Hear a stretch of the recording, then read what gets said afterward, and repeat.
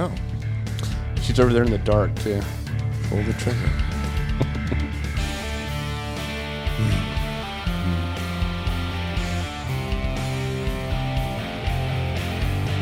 Welcome to the Grappling With podcast.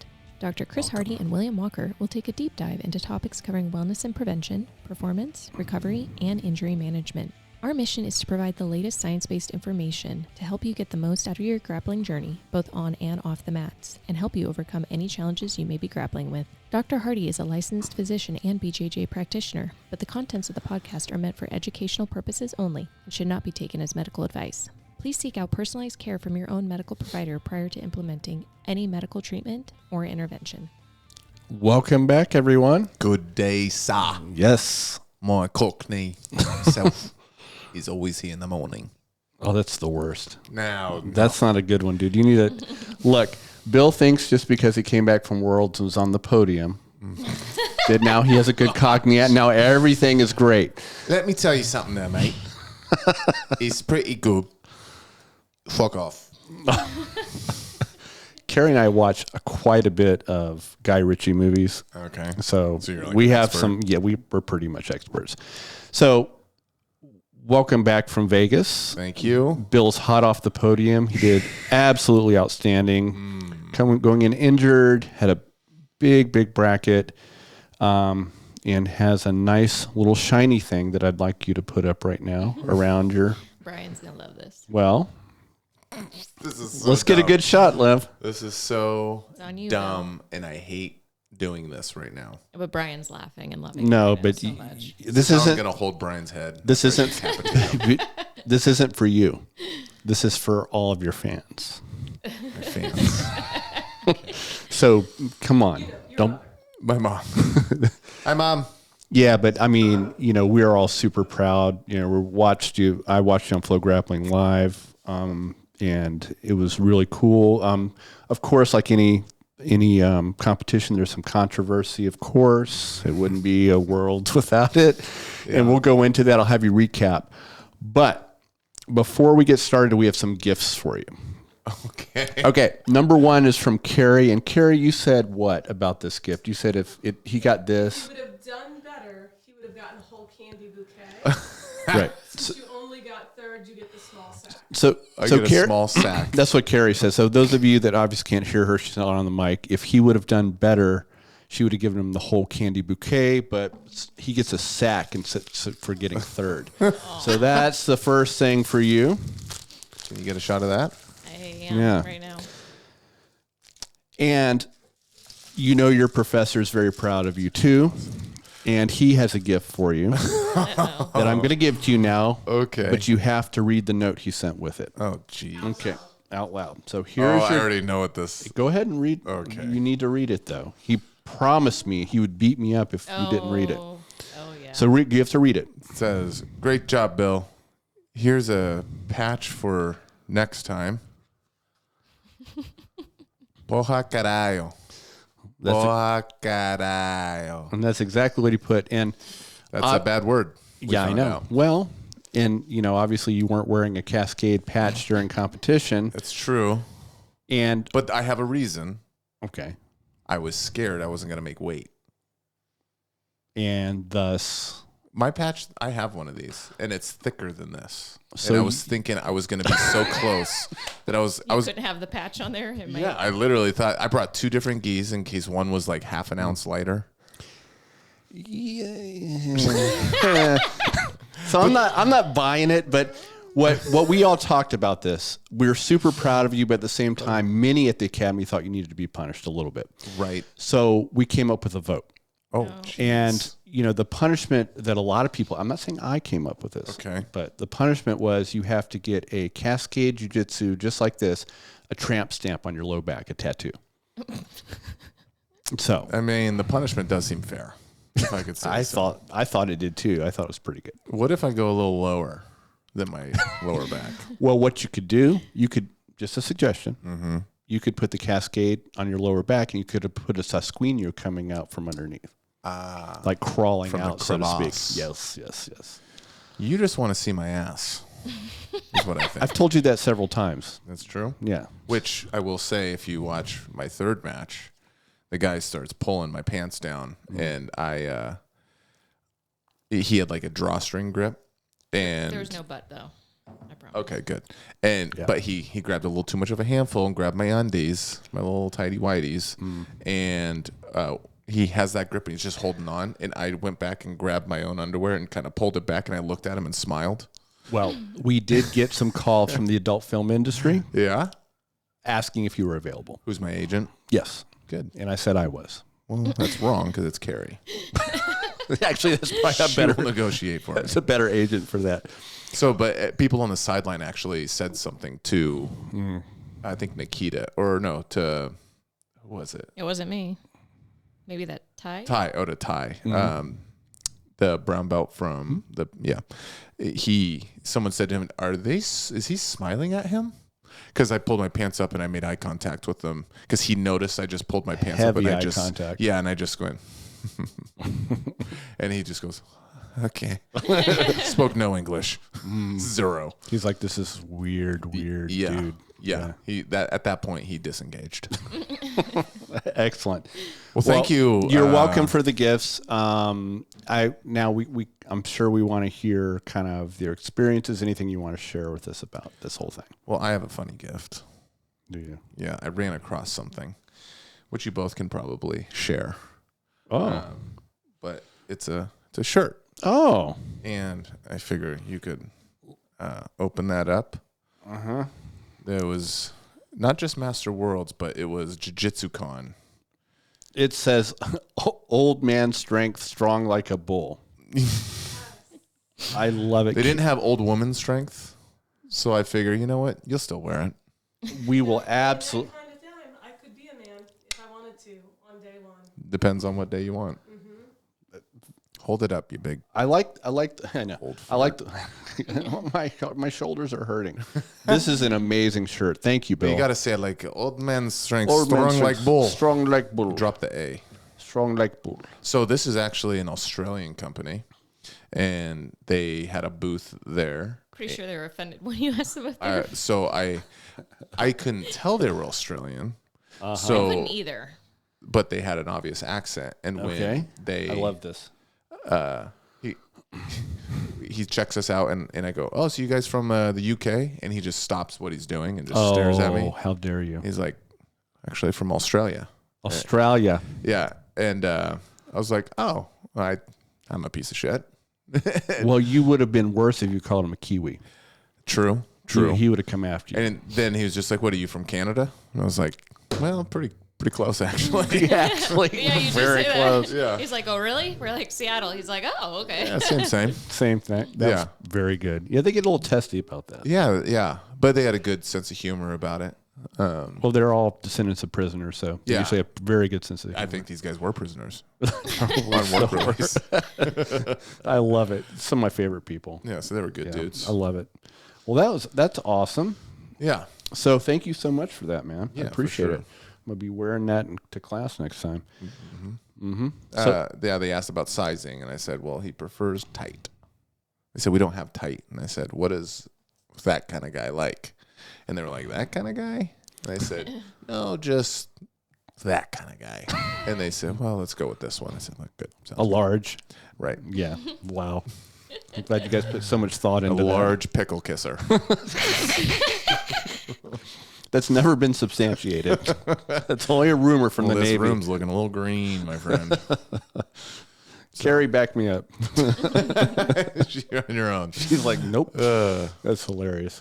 So yeah, that was kind of that. We also did we'll see how it comes out because it wasn't as I missed opportunities to film cool stuff, but we did kind of like a vlog, and I just used my cell phone just to kind of document the first day that we were down there, and then the competition day. So Very cool.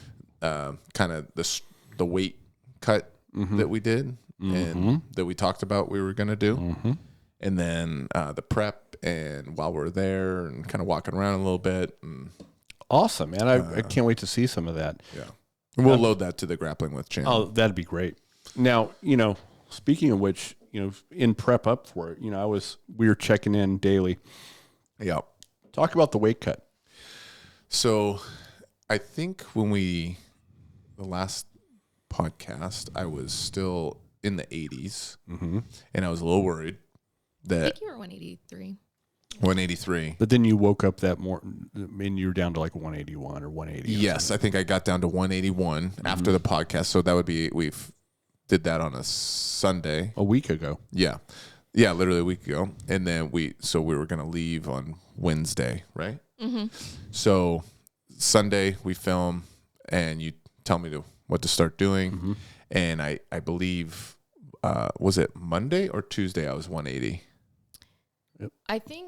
I know that you woke up 179, high 179 one day. I think that was Tuesday. Okay. So Monday, I end up going to 181. Mm-hmm. And then Tuesday, I get to 79, and I'm feeling pretty confident. What were you doing?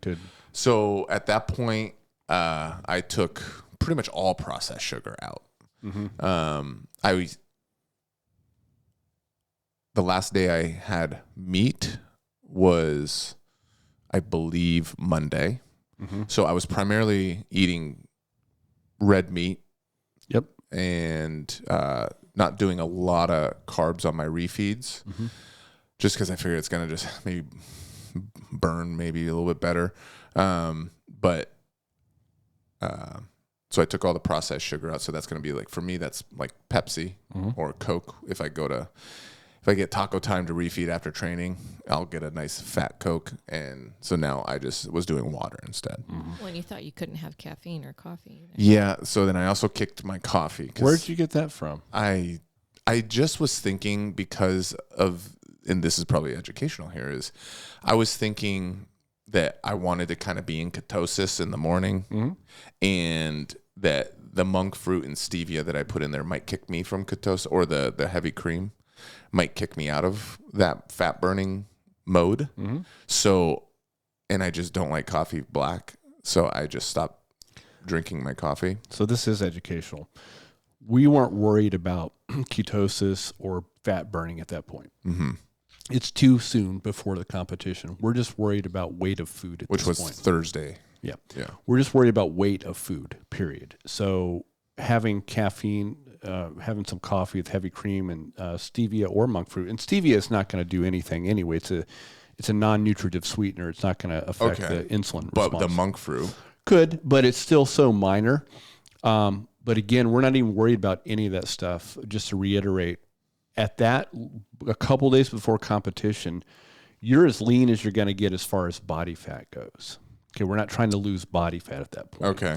We're trying to just minimize the weight of actual food, minimize fiber and all things like that, so we can clear out the gut, so to speak, of that. And that's, like I said, in our previous podcast, you can lose up to about 2% of your body weight with just eliminating the fiber type of stuff going on. Okay. So we're really after that, and we're really trying to do anything you take in should be rapidly digestible, not to hang around in the gut into the colon. So that's where all the kind of the junk food, the peanut butter, honey. Not that that's junk food, but you know what I mean. Right.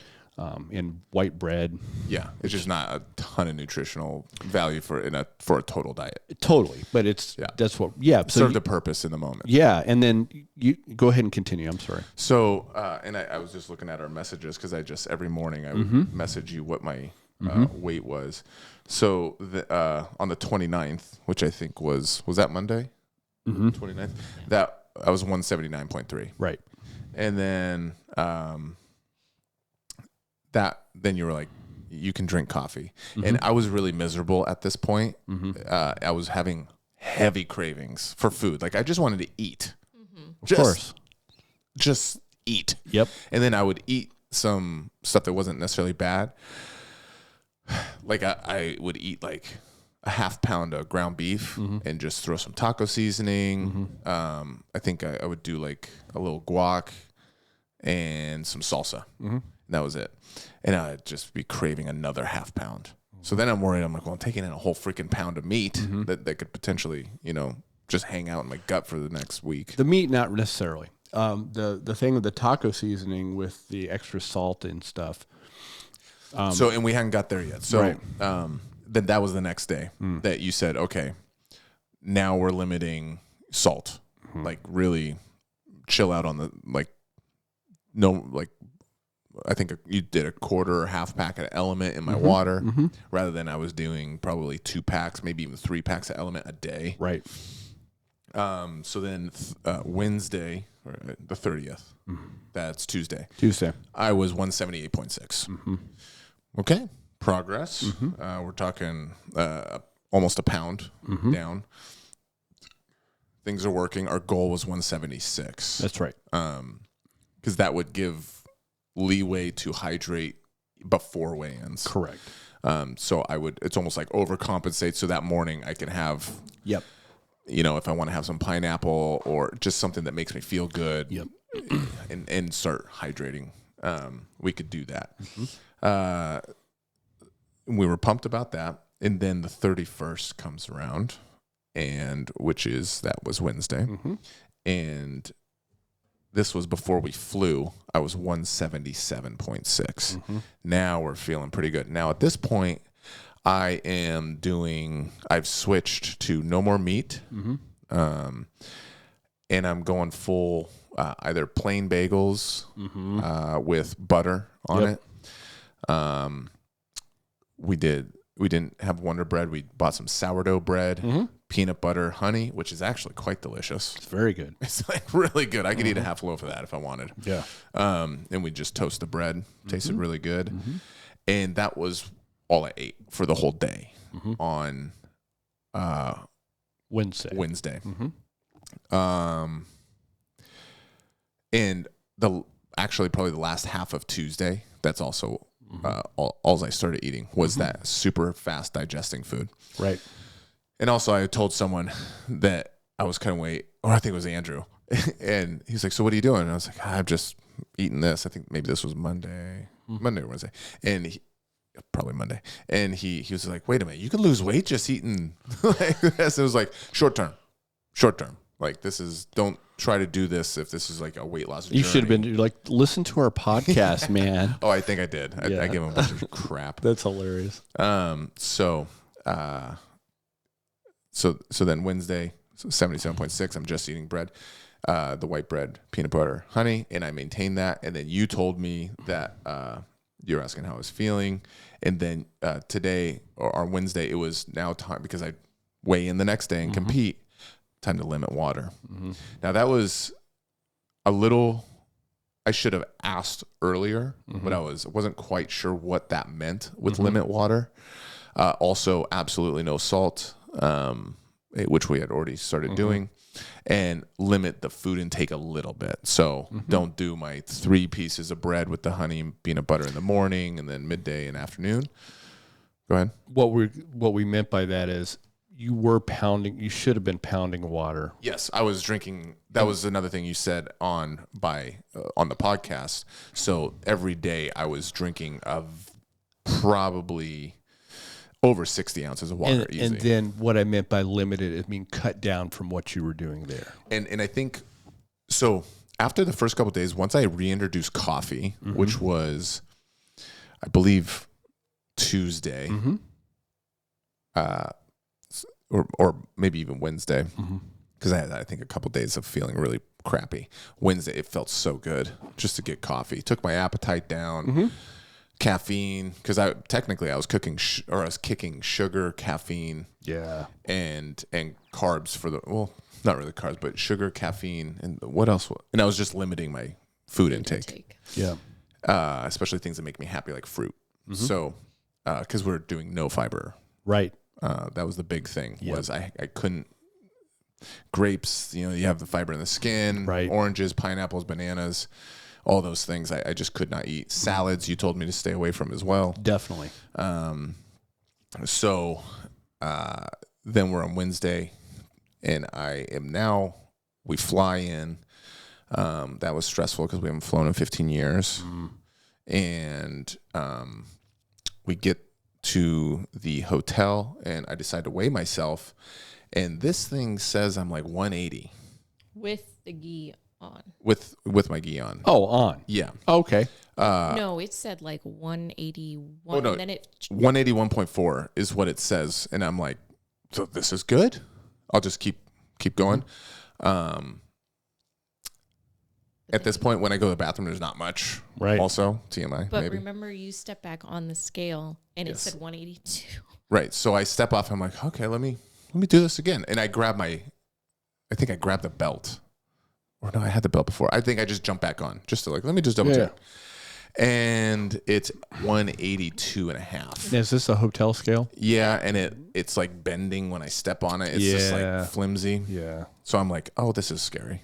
And it probably scared you for probably a crappy scale. For sure. Because on Wednesday I message you and I'm freaked out. Right. And I'm like, dude, this is going to be brutal. I'm going to have to like run in this hot sun or something. And we saw quite a few people doing that. Which we did. We saw people In 111 degrees. day of wearing a gi with a sweatshirt on underneath. Ugh.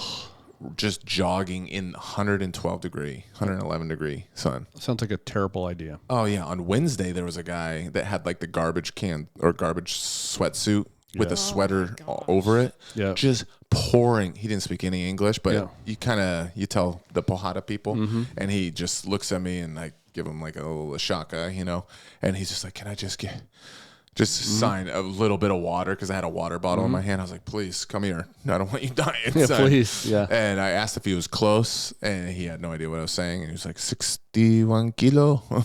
Okay. So that guy, and he was just walking like a zombie around the hotel. So we want to avoid that. Exactly. And I was kind of freaked out. I was going to. So at this point, it's later in the day, afternoon. I've only drinking 10 ounces of water.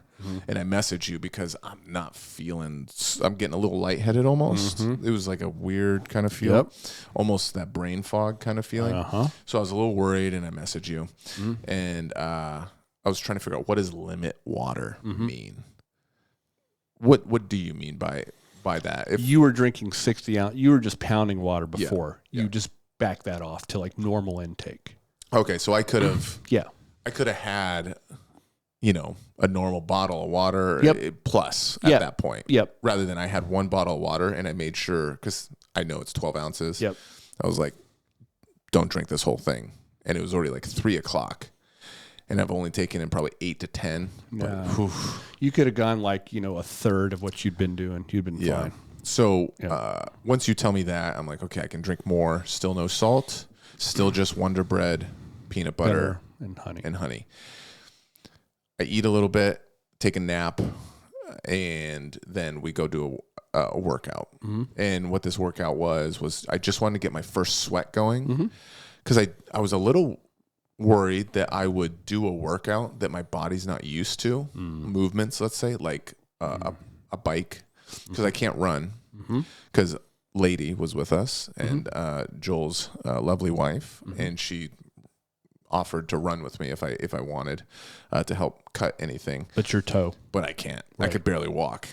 And so they had bikes. I was going to bike for a bit, which I started to, and then I was like, this is going to blow my hammies out in my like quads, because I don't bike. Right. So by tomorrow, I bet my legs will be like on fire or tight or something. So I stopped doing that, and they had some kettlebells in the gym, some 25-pound ones. I'm like, here, I'll just do some swings, like kind of hard style, and then to have some explosion into it.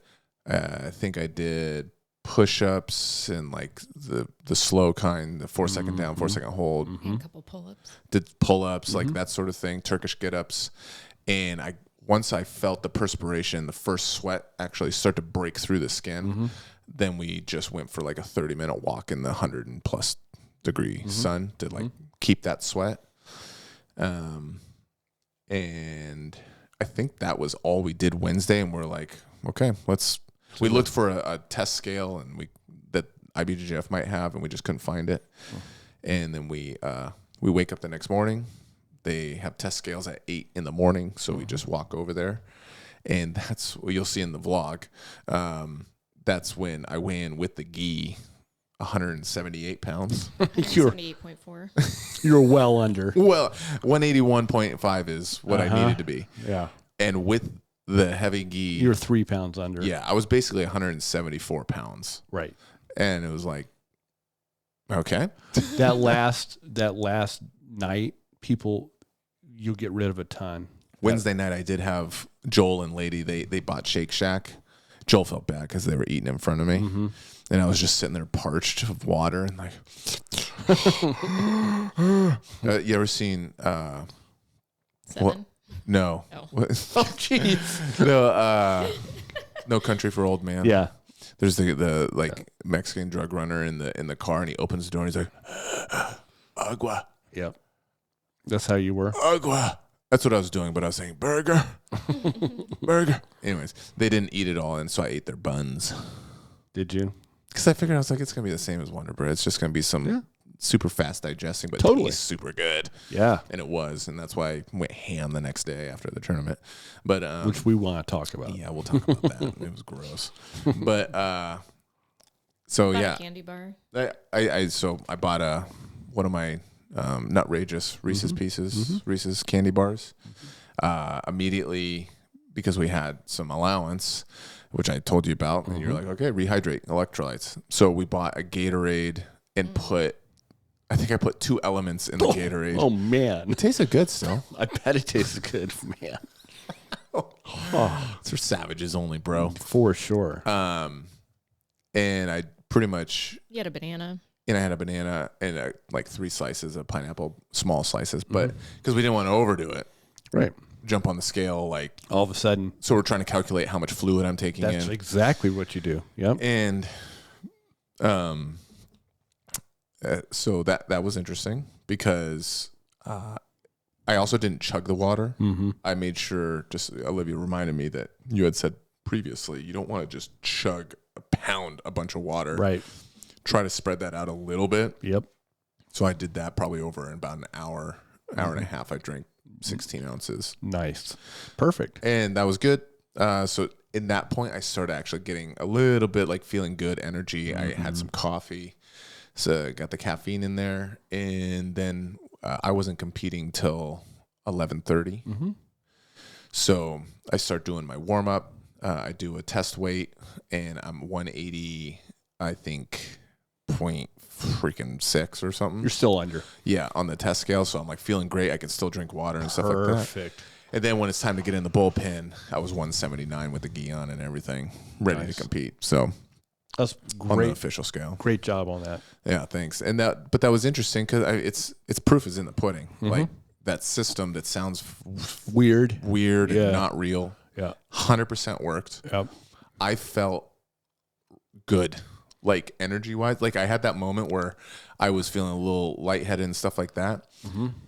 That just comes down to me overcompensating, right? And then the super cravings, which came from me frivolously kicking the coffee and stuff. Right. If I would have been able to have the coffee, I think my cravings would have been just fine. Yep. So that was pretty cool. That was awesome. And you weren't one of those poor guys out there sweating in those sweatsuits. Brutal. And just getting completely just destroyed, right? I couldn't imagine because in this tournament, you officially weigh in probably 15 or so minutes before you go on the mats. I know. So you get your gi measured, make sure it's legal, which my stripes were too beat up, so I couldn't have stripes, and they almost said my belt was not legal because it looked a little worn. Well, we've been brown belts a little bit. Yeah, I brought 2 brown belts for that reason in case. But he was like, I'll let it go right now. Okay, sweet, dude. Thanks. So then I weigh in, and then now I'm in the staging area to go on to the mats. So if I had to, be jogging in 111 degrees. Imagine how depleted you'd feel. After one match, you got to be dead. Yeah. That'd be brutal. And that's the whole idea, not to do these brutal weight cuts, right? Yeah. I mean, yours is very doable with just the technique, knowing where you were at before you started that cut, and it was super doable and it wasn't bad. And it's a learning thing because you overshot, and I probably do the same thing, man, where you're like, it's almost like you trust the process, but not fully. Yeah. Do you know what I mean? Until you've done it a couple times. Eaten more, I think, too. Yeah. Because I was basically eating twice a day. Yeah. The bread and peanut butter and honey. Yeah. And I think I could have had a lunch just to feel a little bit more satiated. Yep. Like, yeah. So, and just as a side note, because you might be wondering, well, how did you actually feel? Because I had 2 matches go the distance. Mm-hmm.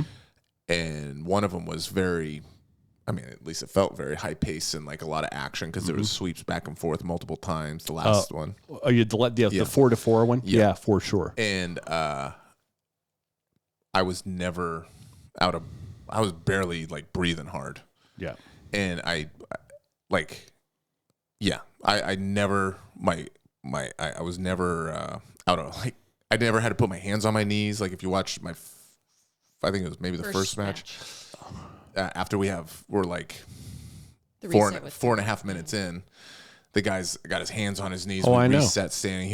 I saw. He was sucking wind. I was chilling. Well, and you had, to talk about that one in particular, it was 2-2, and then you had probably one of the nicest guard passes I've seen. A very dynamic guard pass, which The was left, right, and beautiful, like, right? And then you kind of got your legs around his, almost like kind of came across almost shin to shin and slid off of him. Yeah, I did like kind of almost like a big back step. It was super cool. But yeah, and you got that one 5-2. So yeah, and you looked great. Because I was watching I'm sorry, but I was watching how you were planting your feet because of your injury, right? I'm like, he seems to be doing good. Yeah, fortunately, adrenaline absolutely kicked in for the foot. I would feel it when matches would end. And there was, so IBJJF, they have blue mats with yellow out of bounds, which are probably 2 feet wide. Right. And it's painted. Right.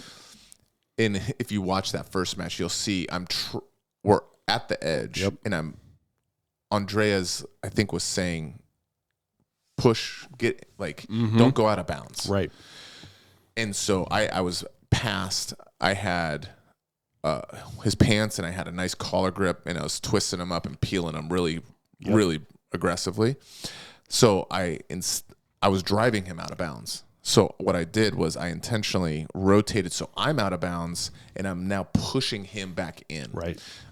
Because I was going to go for some sort of submission or something like that, but I knew there would be a scramble, so I couldn't be at the edge. And when I start doing that, my feet, it's like I'm on an ice rink. Yeah. And I'm just slipping and slipping and slipping and slipping. And I just couldn't. And I was like, is this because in my mind, I was like thinking, is this because the tape on my foot or what the heck is this? And then I was just like, no, this is just the mat. The mat is just super slick. Yep.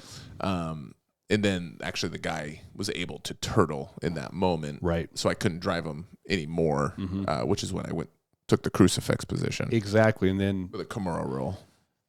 Yeah, it was beautiful. I mean, it's something that you and I, I mean, that crucifix position, and you had, like you said, you had the Kimura grip too for control, and then for some reason they stood you up.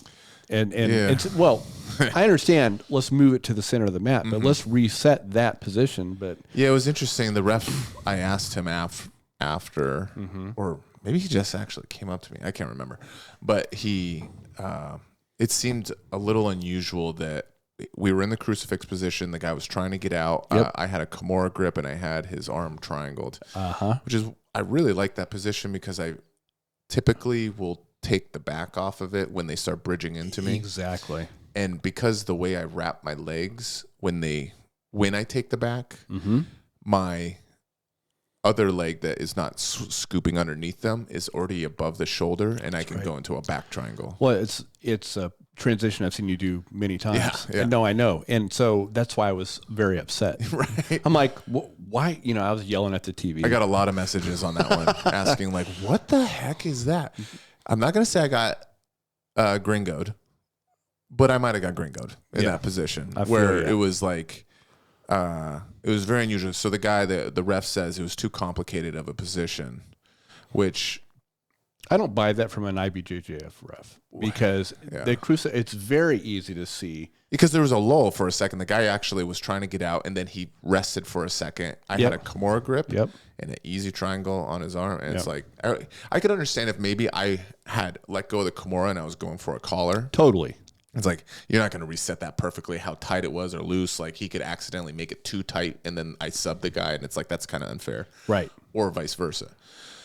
No, you had a control position. It was just kind of like, and I kind of was doing that on purpose, like, because he was really squirming a lot. And I was like, oh, just hold. And then maybe he'll reset us. And then he breaks us, has us go to the middle. And I'm thinking, okay, here we go. And you see the guy, he goes to sit down in the middle of the mat. Yeah, I saw. And then the ref stands him up. I know. He stands us up. And I didn't get an advantage, which there was no submission in play. So I guess I get that. No, I do. I get that too. But I was quite upset. Yeah, so that was interesting. Yeah. That was probably the only moment in that match that seemed like a little bit of like I don't want to say bias, but maybe I don't know. It was odd. It was an odd thing. Yeah. And so the guy pulls guard and tries like some flying triangle. He's trying to wrist lock me, and I said, "How dare you?" Then the match it didn't work. And number 2, and I was not tired after that match, which was, I had a good hard warm up with a guy from Seattle Jiu-Jitsu that was there. We were in the same bracket. This is one of the things that I think is beneficial about dropping in places. You're creating a community that is outside your own gym. And I've trained with this guy one time at Seattle Jiu-Jitsu. Shout out to Dave Stegman and his team. And his name's Kyle. And we're in the same bracket. Like, we're going to meet, but it's a friendly face. And we're like, do you just want to warm up? And we started doing passing drills. Bottom guy gets no grips. He just uses frames. Top guy gets grips. So the top guy's going to win. Yeah. But it's a way for the top guy to really work his A game and the bottom guy to just be real defensive and get a sweat going. And man, that helps. Getting a hard warm up. I was dripping. He was. It worked so good, man. Because I got the rush of blood and that you hate to get during a match. I got that in the bullpen or in the warm up area. And I didn't get that in any of my matches, which was huge. It was absolutely huge. You looked super fresh walking off the first one. Yeah. And you didn't have too long. I think you had about 12, 15 minutes to the next one, I thought it was. Yeah, I don't know. Remember? I every time not every time, but I walked off and it was nice because I just had, it felt like I was just at the gym. Yep. Because Andrea and everyone, like Olivia, would just come over to me and they would just kind of talk with me, and it just felt like I was at the gym rather than having I'm at a tournament. It was we're just kind of BSing about stuff. That was great. Yeah. Yeah. And match number 2, you ended up winning by submission, kind of walk, and it didn't last that long. So let's walk. It was a pretty quick one. Yeah. The guy, everyone pulled guard on me. Yep. Not expecting that. Yep. Wasn't even in the right mental state for it. But at the same time, I was normally I'd be completely okay because I'm fairly confident in my passing. But I was a little uneasy, unsure, or whatever because of my foot. Yeah, it was very hard to put pressure on my toes.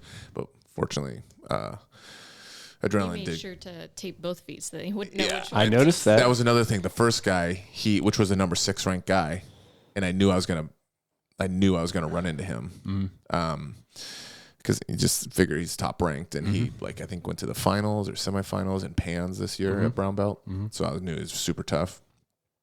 He dives on a toe hold at one point, but he grabbed the wrong foot. He had a 50-50 shot. 50-50 shot right down the middle. Yep. And he grabbed the wrong one. It was wrenched on. I got an advantage for it, and I was like, I saw that. But yeah. So the second guy, he pulls guard, and then I just go to my knees instead of normal standing passing because he pulls into I think he went, he tried doing De La Hiva, and I just dropped to my knees so he couldn't do it. I kind of folded my knee over his De La Riva. So now I'm trying to put him in almost like a headquarters, but he goes into a half guard with a butterfly half. Yep. Which happens to be your That's boy's your position. I know it is. Position. That's why when I saw him pull that, I'm like, they ain't going nowhere, son. Yeah. So Yeah. because I know what works for me, I know how to beat it too. Yep. And he allowed me to get a cross knee grip. So his bottom leg that's in between my legs, as the half guard leg, I was able to get a cross knee grip with that. Right. And then a collar grip. And he has a butterfly hook. So you have the feeling of like, I'm just going to knock this guy over. Right. Well, that knee grip is going to hurt you. Yep. It's going to bite you in the tuchus. Yep. And it did, because I just collapsed to my side, almost like a long step pass kind of thing. And when he tried to kick me over and then essentially suck his knee back and technical lift, it's slowed essentially. So he couldn't do it quickly. I fall to my hip, and then I come right back up and staple his leg down. So now he's stuck in turtle. Yep. And then that's where the whole back attack sequence started. Yeah, and that's when he was turtled, and he was defending the back well, because he was defending the back well with his arm, and I just kind of held him there, and then he was actually digging for a knee bar. I could tell. So then I just grabbed his sleeve in between his legs, like he was my dog. Yep. And I was thinking about doing something fancy and flipping him into an arm bar, but I think Andrea was saying something like just secure position. That's right. And so I was like, damn it, all right. And then so then he started, I could tell he was leaving too much space. He wasn't keeping his elbows tight. Right. So if I put my leg up against his inside leg, I could just knock him over, and like he would fall into a pocket, and I would have his back, which is what I did. And I secured a seatbelt and the bottom hook. And then Andrea yelled a lot at me. I heard her through the flow grappling mic. Yeah. And I threw the top hook in. And this is where, once again, it was a little weird. Dude, I was yelling. I was like, four. I was yelling at the screen because you clearly had both hooks in for the requisite amount of time. Right. And I think if you count, it's like 30 seconds. It was a long time you had your hooks in. And I was like, where are your, And I could only see the TV, really. I was looking at the ref. He didn't give me anything. And then I started just watching the TV to wait for the points to show up, and they wouldn't. Nope. And let me see. I had strong side. I was on the strong side, back control, and so I was wondering. This is what's going on in my head. I'm looking. I have both hooks. He has like a grip on my heel on the top hook, and we're on my left side. And I'm thinking, is this why I'm not getting points? Like, because he's holding my foot? You're like second guessing yourself. Of course. And then I'm like, well, maybe the ref thinks my ankles are crossed. Because you can't get points if your ankle's crossed. Right. So I start to kind of peel him open a little bit. Like I hook my foot underneath his hamstring, so you can obviously see my toes. And I start flaring them, so you could tell that I don't have this. I don't have my ankles crossed. And I still get nothing. I know. So then I just happen. I start to switch to a weak side seatbelt. So instead of my bottom arm that I'm laying on being over his shoulder, I switch to underneath, and I get a wrist grip, and I start flexing his wrist like this, kind of like a little mini wrist lock that's more emphasized for control. But I felt like I was getting a little high on him, and he might grab my head and peel me off. Yep. And if he did that, there's a very devastating wrist lock you can do that Professor Kyle has done to me many times. And when I fall off the top, his elbow comes to my chest. Yep. And you can literally... It's nasty. It's very, very bad. Yep. And it comes on very quick. So I was preparing for that. But as I'm sitting there, I look down, and I see just this beautifully primped collar. Oh, yep. It wasn't tight against his chest. No, it's sticking up. And it wasn't like out, like above his chin and stuff like that. It was just beautifully, like, it had this passageway for my thumb that looked glorious. And then I started hearing bells and like velvet ropes falling from the ceiling. And it was,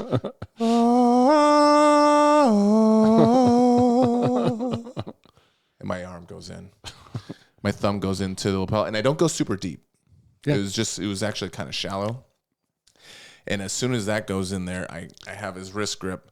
I kick my top hook over his arm. So now I'm above his arm. Yep. And I rock him to the right side. And I actually, because the grip was kind of shallow, I was like in a bow and arrow position, but with a wrist lock instead of the lapel. Mm-hmm. I was thinking that I might not have this. Like, it's too shallow, right? Because I was ripping on him pretty good. I couldn't see the depth of your grip because we rolled away from the camera. Exactly. But I did when he got onto his back and you came up onto. I'm like, he got him. Yeah, and so I was because I as I'm holding the submission, I'm thinking like, do I need to regrip? Do I need to just take top? And I was going to. I was half second away, but I started noticing a bunch of spit flying out of his mouth. Yep. He's just. Yep. And I was like, I think I got him. Yep. And if I didn't see that spit, I would have let go and just probably taken top or chair sit or something like that. So I saw that spit and I just held it. Well, it's something that Josh Haggerty says all the time. Exactly. Man. He's like, dude, just hold it. In that moment, I was literally thinking all that, and I was like, I like had a flash of Haggerty of like, sometimes you just got to hold a little bit longer, and that's what all it takes. Mm-hmm. And I did, and he tapped probably, I guess, 2 seconds later or something like that, which was interesting. So that was nice because it was a short match. Yeah. It lasted, I think, only like a minute and a half or something like that, maybe 2 minutes. About that. Yeah. So that was nice to get that one done. But I did notice after that one, I had a knee brace on my left leg, and my quad it felt like it was so full of blood, and like it was just really tense, almost crampy, but just and full of blood, if that makes sense. It was really sore. So. And that actually happened after the first match. I forgot to mention that. And then it got really bad after the second one. And then my left glute started doing it. And I was like, my whole left side. So I decided to take my sleeve off because I thought maybe it was just too tight. Yep. And I think that was true because it got a little bit better while I was waiting about another 20 minutes for the next match. And but that was a little like, oh dang, I hope this gets better. So I just was massaging it as I was waiting. But in between the next match, Brian was going. Yep. And Brian was going through the fire. Yep. Holy smokes! You're supposed to leave your match area and then go back to the bullpen. Like, they're pretty strict about it. I didn't do it. I just walked over into the middle of all the mats, and I just stood there and I was just watching super intensely, and like. Because Brian was up, and then, which I figured he was up because of how he was playing. He was playing very, like, he wasn't going for like a lot of passing. He was just kind of, I knew he was short on time, but he got put in a triangle. Yep. And he's in a deep triangle. The guy breaks his posture. I'm like, oh my gosh. And you see Andrea, she's yelling, screaming. She's jumping up and down. It was crazy. It looked like she was doing muscle ups on the bar. And then the guy switches to our reverse triangle, and you're like, holy smokes, this is crazy. And then the guy goes to an omoplata, and like, I'm looking at Olivia, she's trying to watch from 14 mats away, and I'm still in the middle, like, I'm about to walk over there and coach him too, because he was the opposite side of Andrea, and I'm like, I don't know, maybe he can't hear or something, and he's just going through it, and then we will put this on the Instagram page. Okay. Grappling with Instagram page. Andrea decides to go underneath the railing, open up the curtains, get mat level, and you just see her peek through and start yelling. It's so funny. And all you hear is, Brian! Brian! I thought she fell because she ducked so quick. It I looked was like, in the where'd she video. go? Yeah, on Flow, you just like, you see her like, like a Muppet or something. Like just falls and then she bursts Did you just through. call Professor Andrea a Muppet? No, that's not what you heard. And so we'll put that on the Instagram page so people can see, and she'll be. Did that turn around the match at that point? Oh yeah, he just powered out. No, but he, gosh, how did ended up getting out? The guy goes from omoplata back into triangle. Brian got put in such a deep triangle because he broke his posture, and he still got out. He still survived. It was fantastic. And that guy was the number 1 seed. Number 1 seed, won last year or something like that. And Brian beats him. Yep, Brian beat him, and that was such a good moment. That, I almost cried in that moment because it was so significant, and the perseverance that he just went through was awesome. Man. Yeah, it was. That was super. Yeah, super cool. So but I definitely want to see the Andrea emerging from the curtain. It's so good. I was fantastic. dying laughing across the mats. Like I'm watching this, I'm like, yeah, it was good. That's almost going to be probably a meme. It might be. oh, I told her that too. I was hopefully like, we should make this. She's like, no. Hopefully the video isn't too grainy, you know what I mean? And the ref is kind of standing in the way, but you can see it. You can see it. I'll cut that thing up a little bit. Zoom in. Do your magic. Yeah, I will zoom really far in. So that was cool. So at this point, I don't even remember how many matches I've had. I don't know how many I need. I'm just taking it match by match. And I'm nervous. Yes, I have the normal jitters, but I'm not getting tired. I'm not getting the blood rush to my muscles and all that. Everyone that's around me is being super cool. And once again, it felt like I was at the gym, which is, I'm not really the machismo kind where I get headphones on and I'm jumping around and slapping myself and stuff like that. I'm more of give me some James Brown, throw some jokes, and just go out there and free flow it. You know what I mean? Mm-hmm.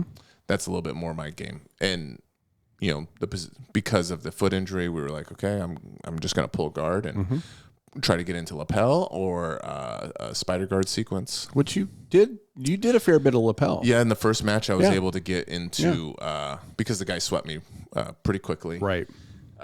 From when he pulled guard, he swept me pretty quickly. He baramboloed, and I went for a cheeky little knee bar attempt, which I bailed on pretty quickly. And this is the first match. And then if you can see when he starts to come up from his bolo, I went to shoot a triangle on him, but I didn't realize he had a pants grip, so I couldn't land it, and so he got the sweep. And then that's when I went into lapel, which I started peeling his lapel out, and he went chest to chest on me, which allowed me to just play with his lapel. Totally. And when he was letting me do that, just literally, I was sewing, basically. I was just as he's grinding into my face. But I didn't care because I was like, you're just gonna let me do this? This is amazing. And I pull that thing, and then once I get it, he doesn't. It's like he's not addressing it. Yeah.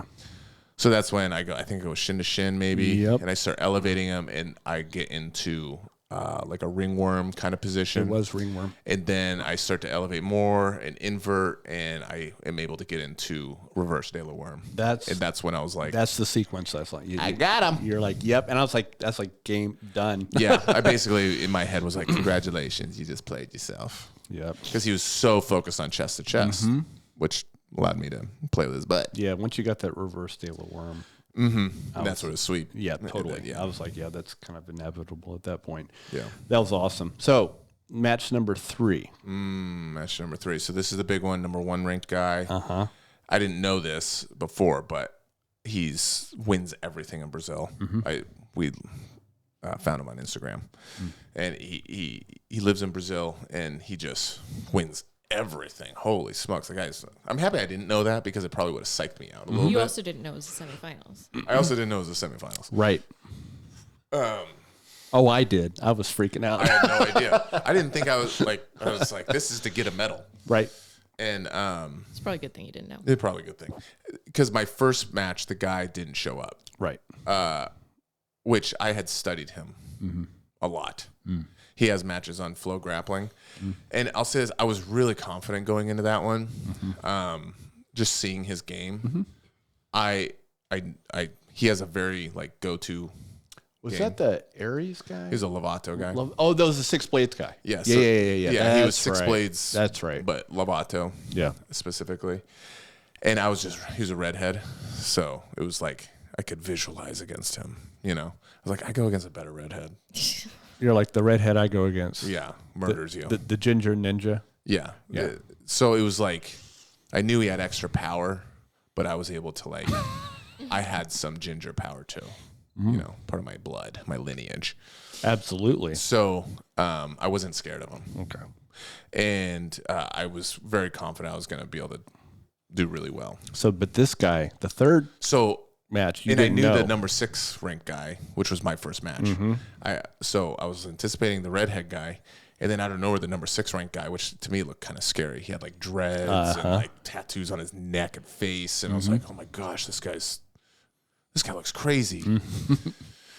And his dreads were up in like a man bun. Instant 5 points more, and so that kind of surprised me. Threw me a curveball when I was on deck, but ended up being good. So then the last match, that was interesting because he was from Autos. Yep. And of course, it's easy to psych yourself out. Someone from a big gym like that. But I was like, yeah, whatever. At first, I got a little tingly, but I was like, at this point, my whole goal was just to show up. Don't puss out, don't pull out, just go. Right. And I did that. And then my next goal was literally, if I could just win one, I'll be so happy. I'll be so happy I just won one match.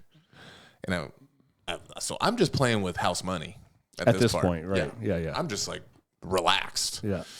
Yeah, I remember you saying you're like, I'm just having fun now. Yeah, I'm just having. That's what I said to her before I went out there. I was for my third. Yeah. I was just like, I'm just having fun. It's all good. I was really relaxed, and especially because everyone was telling me after that second match with a submission, they were like, "Dude, you look like you're at the gym. You're just being creative and jumping on stuff." So this guy's not pulling guard right away. Yep. Which my foot feels in the moment not too bad. And I was like, maybe I'll kick this guy's ankle. I don't know. And I try to I tiger swipe him. He disengages and puts it back.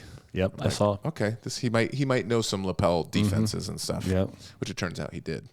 But so then I get my dominant. I'm going left-handed. And I'm shading. I'm blading off pretty harshly, and he's trying to get past it, and I think he could tell like I was very comfortable in that position. So instead he pulls into like a really good guard pull into the deep De La Hiva. Yep. And shame on me, I allowed him to get the De La X. Yeah. And he went right into it. And I was like, I'm comfortable there because I'm flexible and I understand the position pretty well. But I shouldn't have let him get into that deep position, which inevitably turned into a sweep for him. Yep. And then he had a lot of spunk in him at that moment. So he went for hard passing right away. Really aggressive. But while he swept me, I was able to get a lapel out. Yep. I saw that. Yeah. And I just held onto that thing like a rope hanging off a cliff. And that was very impressive, actually. Yeah. And he's flinging me around and I'm just holding on to him. And and every time he would do outside passing and then try to engage inside to pressure passing. I just kept inside position. And from a strategy standpoint or a technical standpoint for people that don't pay attention to this, if you can just think as emergency positioning, maintain inside position with your feet, which defaults your shins and feet to butterflies and stuff like that. Like that's why keeping your knees to your chest and having like externally rotated, your feet are now more towards the center of your butt rather than like your hips, the outside. Yeah, and your knees are out. Your knees are out. Yep. You instantly become harder to pass. Oh, for sure. And when people are flinging you side to side, you like don't necessarily frame if they're not trying to get chest to chest. Grab an ankle. Yep. So if you maintain your feet as an inside position as someone's flinging you around and you grab an ankle, you now have inside position with an ankle. So you technically have butterflies. You can drop to like a tripod sweep, and like you have a lot of access to stuff. You can switch to a foot on the hip grip with your foot while having ankles. So, and that's what I did. And we got caught up in this weird, like I actually got lost in the lapel series. He almost passes. He kind of like, this is the downside of my style is I have good flexibility or whatever, and I can invert well. So people will get like to the side of me and I'll just pummel my legs in. But in tournament, that's advantage. That's right. They get past the knee, essentially, even though I can pummel back in before they even come in. Most refs will call that an advantage, which they did on him when we're really close to the camera. And so he gets an advantage because he had a near pass. They called it, which I mean, I would call it a near pass too. Yeah, that was fair. I reguarded into half guard, and I had a Bravo grip that I put up there right away, and By the way, at this point, you about gave me a heart attack though, because then you come up on a sweep. Oh yeah. So, and I don't remember if it was after that sweep or before this, but we kind of got into a lapel position where I got lost in the lapel. Like I didn't even know where I was at really. I was like, I don't know where to go from here because my foot wasn't to his outside hip. Correct. Where I can wrap my lapel around it. He almost had me in like a leg drag, but I pulled the lapel underneath in between his legs and over. It was almost like a Polish worm rider. It was such a weird spot. He couldn't figure it out. He was trying to pull my foot across to leg drag me, but there was too much tension. And then I was trying to like figure out, I'm like, just play it off like I know what I'm doing here. Because I was lost. So I was like, how do I get in? Oh, this was after the first sweep. So, okay. Right. Now they reset us. I sweep them. Yep. Come up on top. I don't even remember how, honestly.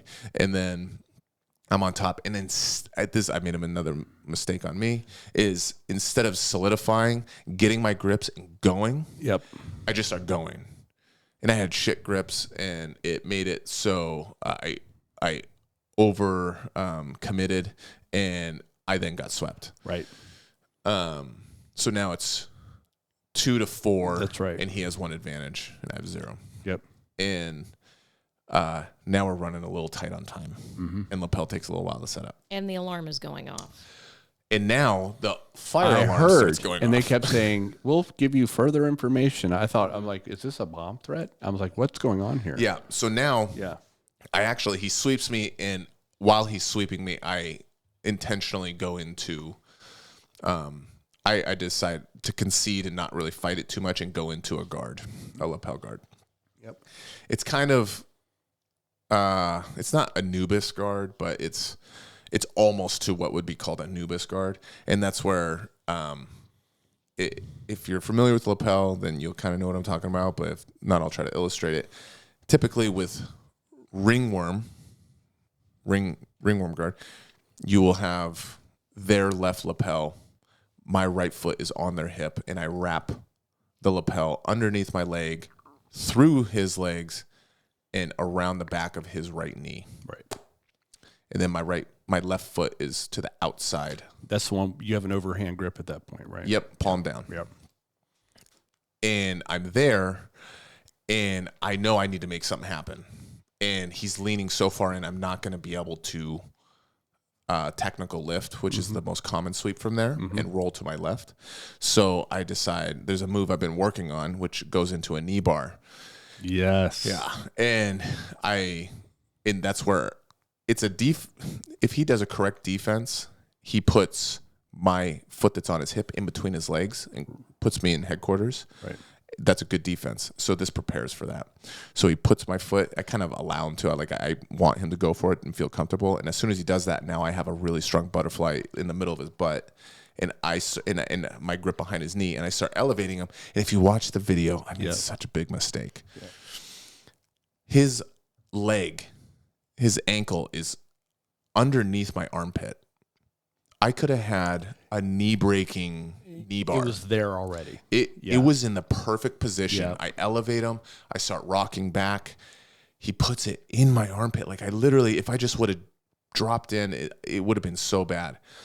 Instead, I pummel my arm to go for like an Achilles grip. Right. And I drop him down to the mat and I go for the knee bar and I put pressure on it and he starts grimacing and has to rotate away from me.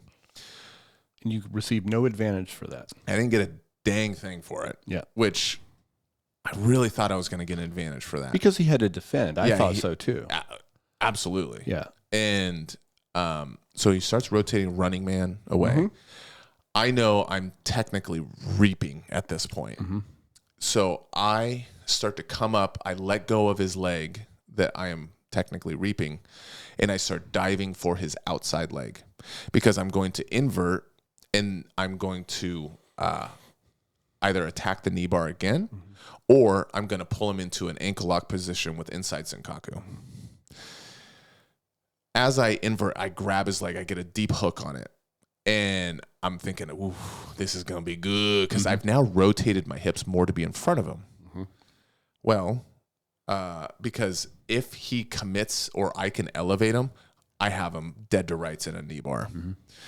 He has to stay back, which at the same time, if he does stay back, I can either attack the ankle lock or I can actually come up. I can drive my knee up and I will have a completely deep knee cut pass with an underhook. If you came to Cascade Jiu-Jitsu in the last month, we went over it. Andrew was teaching that. So I was really ready for that position. So I get my deep underhook on the far leg. I'm ready to go into that sequence I just said and put him in that dilemma. The ref pauses us and says, take your leg out. My top leg that's going over, technically reaping, but not in a infraction sense. No. Which is why he didn't give me a negative or a DQ or anything. Because it would have been considered almost like a severe reap. So he says, bring your leg out. So at this point, my left leg is behind his knee. My left leg is behind his left knee. I'm laying on my left side. Right. My right leg is coming over his hip in between his legs, and I'm triangling the leg. He makes me pull my right foot all the way out and put it on top of his hip. Effectively giving him a pass. Totally. All he has to do is literally pull my foot off his hip. Yep. And then pop. And he's passed. Yep. It's like, he's like, pull your leg out. And I pull it out a little bit and I'm looking at it and he's like, nope, all the way. And he grabs my foot and puts it on his hip. And there's no moment to even like talk about it, but and he just goes, go. And the guy recognizes. So I invert to bring my bottom leg back in. And I just go straight into squid guard, which is lapel you're wrapping around the same side of the leg that you have. Excuse me. Hopefully this isn't too boring, but just walking through. No. So I go to squid. He defends squid perfectly. He defends it absolutely perfectly, which is if someone goes squid guard right away, you have to turn away from them and kick. Ballet toes and kick like you're Ray Finkel. And so he does that really hard, but obviously you are creating back exposure. So I start going like bear trap kind of hooks, and he turns back into me aggressively. But the thing is, he's standing almost lording over me. And that allows me to like really swoop in underneath him and start playing with him a bit and off balancing. So then at this point, we have about a minute left, and I sweep him. Yep. Side note: when we're when the fire alarm's going on, and we pause, I look at the ref and I'm like, "Do we keep going?" And he's like, "Just go." And I look at and I have him tied up in lapel, like in a good spot. And I look at the guy and I'm like, "Okay, just keep going." And he's like, "Huh?" Like he looks at me like, "I don't know." And I'm like, he said, "Just keep going." And he's like, kind of pauses and looks at the ref, and the ref's like, keep going. And the guy just kind of is pausing. Shame on me. I should have just started moving him. But I don't know. Maybe tinfoil hat of me, but I feel like he was kind of playing the game a little bit because he knocked off probably 20 seconds right there of just like playing this. Well, what do we do? And I'm just too nice. So that was interesting. But so I sweep him, I get on top, and Nikita's yelling because now Andrea's coaching Brian. Nikita yells 50 seconds. as soon as I get on top and I get my points. The guy's trying to technical lift. I just am doing a Suzanne Summers for my whole life right here, just squeezing my knees to not let his leg out to technical lift. And I get my cross knee grip, and I'm reaching for a far collar grip so I can do my crazy dog passing. And I finally get the far thing, and I'm waiting. Now I have it. We have a little 2 seconds that we're holding, and I'm waiting to hear Nikita yell 20 seconds or something like that. Because my thought was, I knew I was down by an advantage. I need to finish passing. Have the match end with me being super aggressive and passing. So he yells 20 seconds, and I just start going. Unfortunately, I was too tunnel vision on the one crazy dog pass. I think if I would have thrown in more side to side, I would have had more success, because at this point the guy was really tired. And I could hear he was breathing super heavy, and like I could just tell his movement wasn't as fast, wasn't as dynamic. And so I'm starting a crazy dog pass, and everyone says everyone I've talked to, maybe this is biased because they're supporters, but says I should have gotten advantage in that. I have to go back and look to try to like really look and see. I don't know. I think if you would have been awarded an advantage, no one would have cried foul about it, but it wasn't like egregious. It wasn't super like that. Definitely should have been. It was probably for the knee bar. It should have been. Yeah, now the knee bar is different. I completely agree with that. I think the knee bar was because he had to defend it. Yeah, and I thought that should have been. But the pass, I don't know. I'd have to look and see, because which we'll get into the comments after. Bell rings. The guy not regards, but he squares up to me at the last second, and it's done. Yep. And I look, I'm like, well, and I didn't have disappointment, which for me is unusual.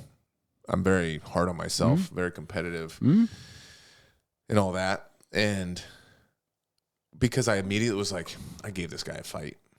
Yeah. I feel like I gave him, because he's sitting there like, yeah. And I could have kept that for another 30, 40 seconds, like just going after him. Yeah, you look super solid with your endurance, man. It looked great. Which was crazy. And part of that is, credit to the daytime guys. I got a lot of white belts in there. Luis comes in, the Brazilian tractor, brown belt. Drew's purple belt, and, Aaron, Jeff, John Haywood, all these guys. I'm going to forget someone's name, but it's just saying anyone that comes to day class, Shark Tank me and put me through it, and let me work on them, like let me like wrist lock them, stuff like that. Yeah, no, it's been helpful. And it's they all got me ready, let alone everyone at the night class, and stuff like that. Oh, for sure. But something to be said for that, if I may interject a little bit on that. With you, actually, I think teaching in general it just does so much for everyone's game. When you start teaching something, and you're like, it just solidifies things, and then plus having the relationship you have there with this guy's pushing you. Yeah, especially the day or two before I left, we did a brutal Shark Tank on me. It was like they were putting it on me. It was great, and it really helped. Especially because I had the variety of some big strong white belts. Drew's a ninja that jumps around, and he's like a smaller version of me. And then Luis to just have like extreme positional pressure and stuff like that. Yeah. So it was really, really good. Yeah, so, you have a good crew there on the daytime. Yeah, and then and even Chris, another white belt, strong guy, to help put pressure on. And then and Hunter, of course, Hunter to just attack me and try to take my brain. Yeah. I wasn't disappointed. I felt like I gave him a good fight, and I was like, that's the best I can ask for is just have a tough match. It was awesome, man. So I look at the guy and I go, porrada. Yeah. Porrada. And he looks at me, he's like, porrada. Yeah. And he could barely breathe. It was just awesome. Yeah. Yeah. Tough dude, for sure. But also it was giving me confidence. I was like, I could beat this guy. I could beat this guy. I could do it. So, but coming back from something like that, testing your mettle like that, it just has to be a growth experience. Yeah, I think from a mental side, which was the whole goal of this. The goal wasn't I mean, yes, the goal is to win, but the main goal was to attack my demons. Mm-hmm. And this helps so much. This helps so much. I, decided to do this on a whim like a month before. Well, I train enough that like I'm always prepared though. I'm not saying like I wasn't. Yeah, it's not like you got to go into a lost. camp or something like that. No, it's really inspirational for everyone in the gym too. Andrew had a little, did a little thing on Thursday evening class and just kind of went over how everyone did and stuff. That's so awesome. Everyone was super happy, man. So it was cool, except for the fact that you didn't have a Cascade patch on. Once again, I was worried about being fat. Yeah, I get it. Well, then ink doesn't weigh anything, man. So you're gonna have to patch. No, This is thinner than the patch I have. No, I'm just saying now you're gonna have to get stamped. So. Oh yeah. So that's gonna be your punishment. Well, we'll let our professor dictate tell where it's gonna be. Yeah, where it's gonna be. So interestingly, after that match, so I walk off, and now once again I think Brian's going again. Yep. And I'm watching again his match from the middle mat areas where I'm not supposed to be. I just don't care. And he got hosed. Yeah. Oh, I know. Well, I think maybe we could have Brian on. I'd like to have Brian on to give his Joel, talk about it maybe, because I felt pretty strongly about that one. And I was talking with Andrew about it in class. Okay. And he brought up some really good points too about advantages and refs decisions in general. Has Andrew seen Brian's match? Do you know? I don't know. Because I don't think he's seen mine, and I'm interested to talk to him. I don't know, but I watched Brian's. Brian's, and of course, Brian's a friend of mine. My initial reaction is like, "Dang, you got screwed." You know what I mean? Of course. Because he's in top position the whole time. The guy just kind of locked him in half guard, and he had a lapel. He had him in a lapel. Oh yeah, that's what I'm. But I mean, he was just for sure locked there, and Brian per IBJJF rules, top position is the dominant position. Seemed like it to me, but it just seemed like an odd thing to me. But again, I'd like to hear Brian's perspective though, instead of us talking for him. Yeah, and I haven't talked to Andrew about the individual matches yet because I don't think he's seen them. He's seen the one that we posted on Facebook, but it'll be interesting to chat with him and just kind of get, because Andrew will, I know he'll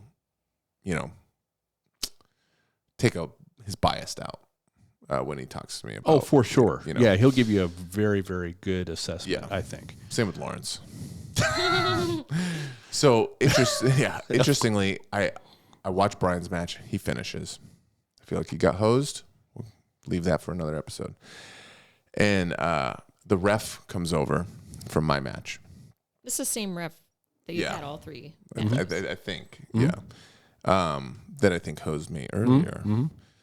And I was like, he comes up to me, he's like, man, really good comeback and like really good match. That was really fun.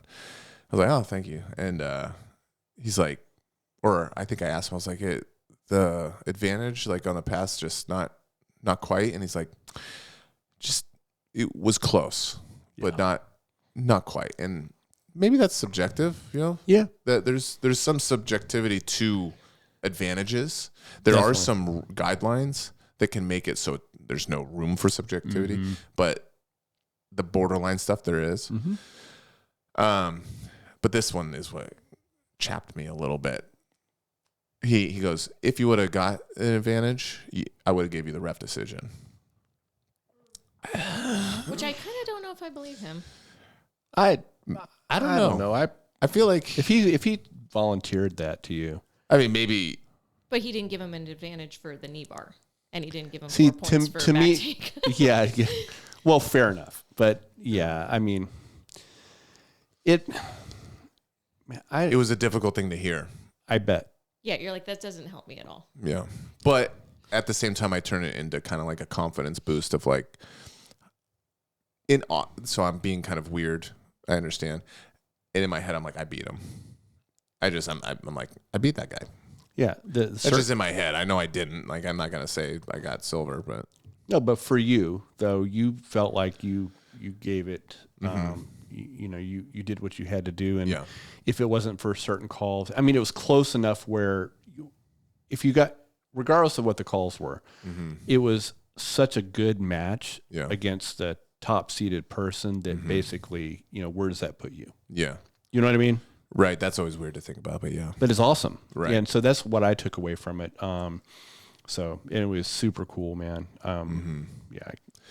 Yeah. So that was interesting. And then, so I'm still just kind of decompressing because I know I'm out and I'm standing in between the mats still. Brian's done and I'm just chilling. And then Olivia comes over and she goes, because I was calculating, I was like, man, I almost had a medal. Yeah. I almost did. And trust me, I understand from the one podcast we did, and I talked about medals and all that kind of stuff. We'll get there. Because my mind might have changed a little bit. I don't know. But she comes over and she goes, you got a medal. You got a medal. It was just her. Yeah. Because the crew was kind of following. And I was like, what? And she goes, you got third. You're getting a medal. So I'm not a hugely emotional. Like I don't show emotions. Like not at all. Like, okay. I didn't cry during the Notebook. Let's put that out there. We saw tears. It was pollen in the air. And I literally just broke down. Oh. I broke down. Yeah. It was like blubbering almost, because I was trying to keep it in, and it just shocked me because I had already concluded in my mind that I didn't, and I almost did, and would have been cool. And then she tells me I did. Well, when I saw you on the podium, I got a little wispy. Yeah, a little bit, man. It's just out of awesome. happiness. It was happiness. Like, super cool. Well, what's not to like about the medal? It's shiny. Yeah, it's shiny. It's quite heavy. It's very thick.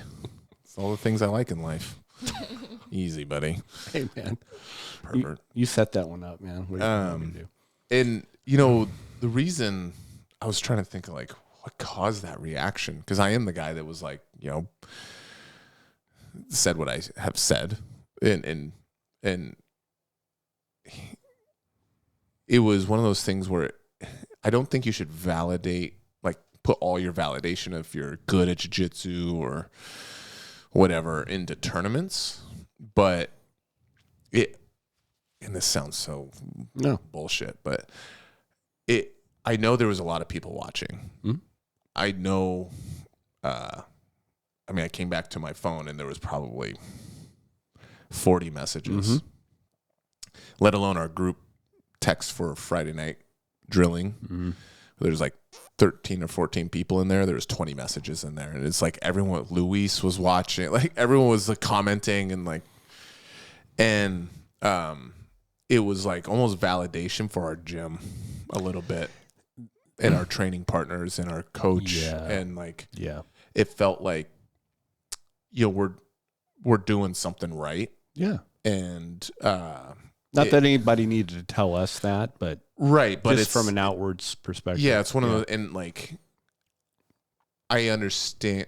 I put pressure on myself a lot, and I know I progressed quickly through the belts or whatever, and sometimes you hear man, you're good, but I don't compete a lot, and having almost that validation for everyone else that says that, and once again for Andrew to he's putting out people what he's doing is, if you want to be a competitor, you can be one at our gym. Yep. And there was just something, it was just so overwhelming that in happiness of the work that we've all done. Yeah. It threw and I'm the canvas almost. I know exactly what you mean, but there's something physical about standing on the podium that objectifies.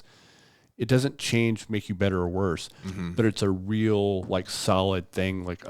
It's a representative of something, right? Yeah. So it's not, even if you wouldn't have, it doesn't make you. Yeah. But for you personally, it's oh wow, it's almost like a surreal thing. Yeah. And I was having just all these emotions of thinking of I feel like I put in a lot of work in the last few years, because it's like years of development, right? And then I was thinking about like, you know, like Nikita's there, you know, cheering us on. He went just to like watch us, you know.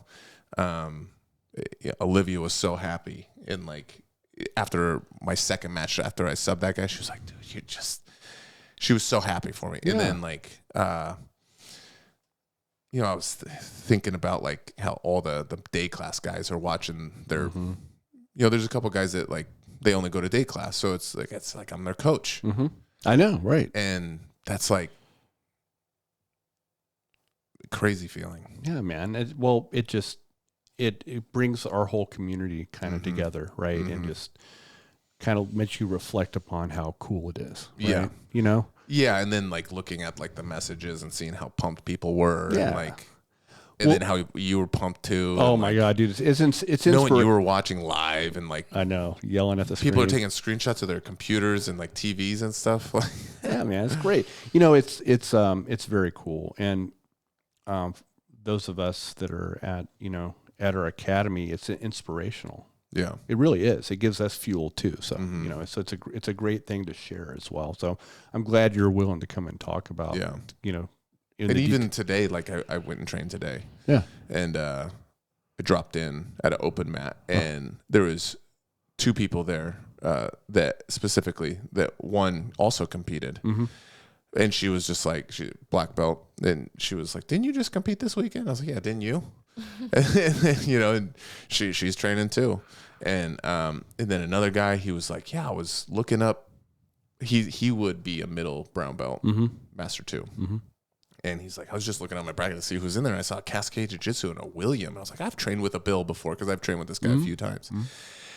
And he was just pumped to like, you know, someone he's trained with. Yeah, like, man. You know, our Northwest community. That's what I was saying. It's that the expanded community as well is super cool to kind of bring people together. Yeah, because like just like how I latched onto the Seattle Jiu-Jitsu guy in the warm-up area, it's like, you know, there's a familiarity that starts to happen. And it's like, yeah, you know, we're a small community up here comparatively. Yeah, for sure. And it's pretty cool.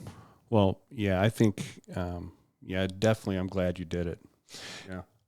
So then after training, or after that, I went to Shake Shack. Now I've been waiting on this part. Yes, because we need to. We'll kind of finish off with this is something I've been waiting on. So tell me the debauchery you undertook.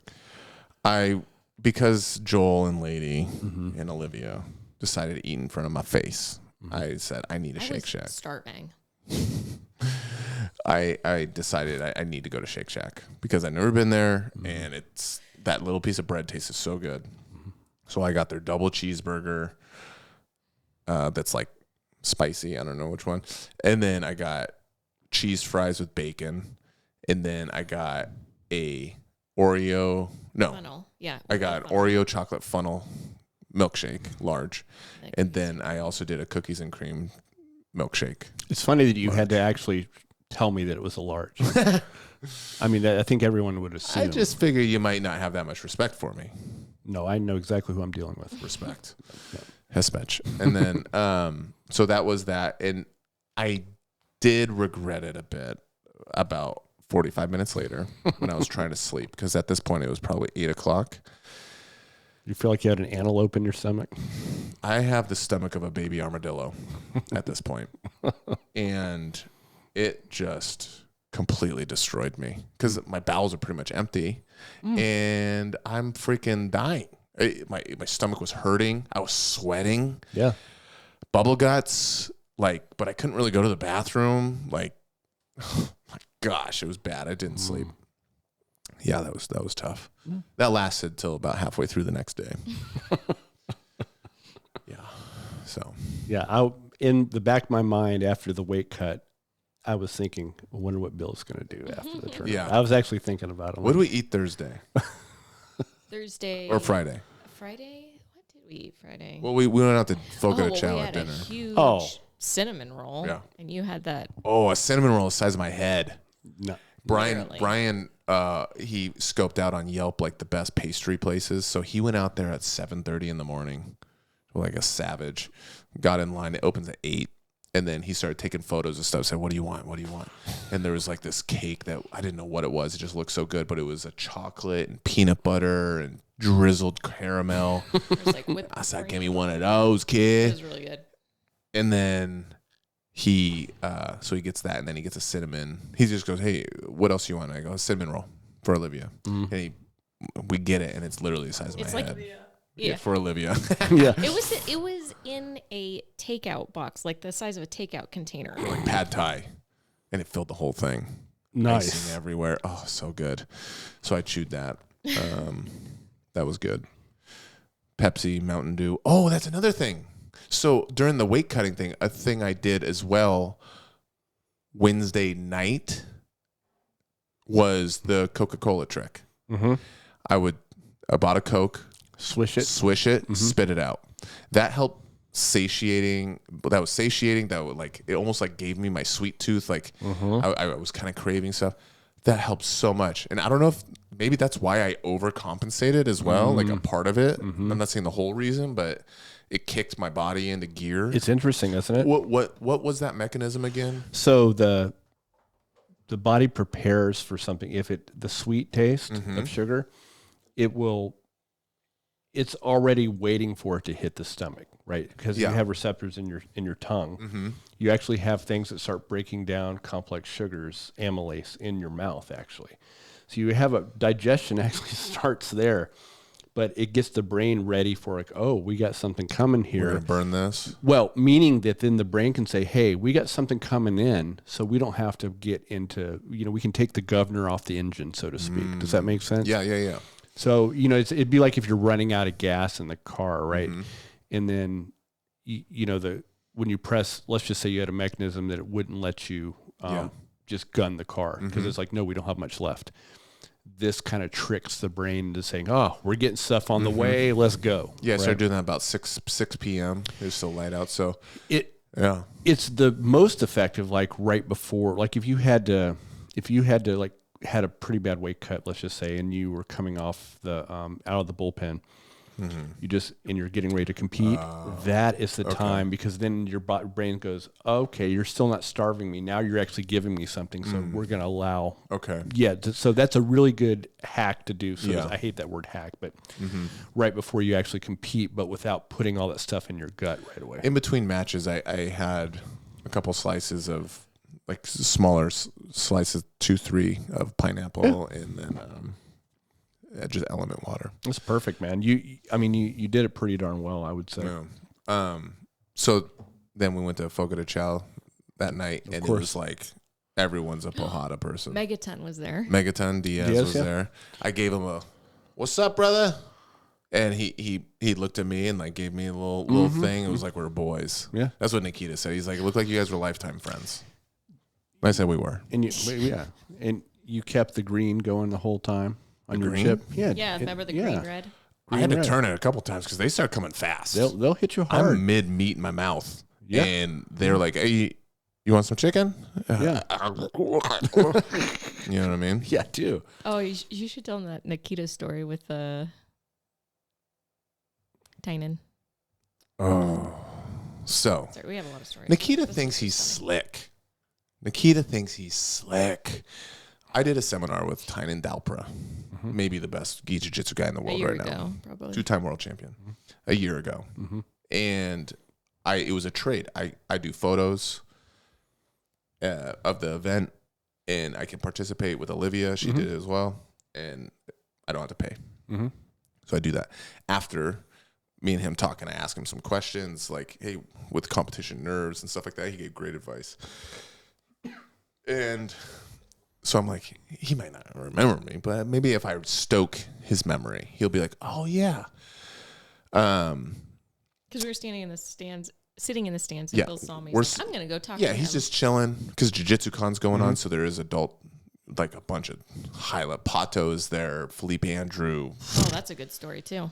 Oh, yeah. You guys better save some of these. Maybe Nikita will tell that one. No, but these are gold. Let's not blow them all in one. Oh, okay. That's what she said. And then, so they were in the back of the stands. Him and Guy Mendez are just chilling because they have a blue belt that's competing, and he's not up yet. I'm like, I'm just going to go over there because we're about to leave, get an acai bowl and just bounce. And I'm like, I'm going to go down there. And Nikita's like, I'm going to film it. Yeah, because he thought he was He's going to like reject me and slap me and like shame me or something. Yeah, so he thought he was going to be cool. Yeah, which I'm really happy about. So I start walking down there, and I already see Nikita. He gets his camera. Go to this one. I am.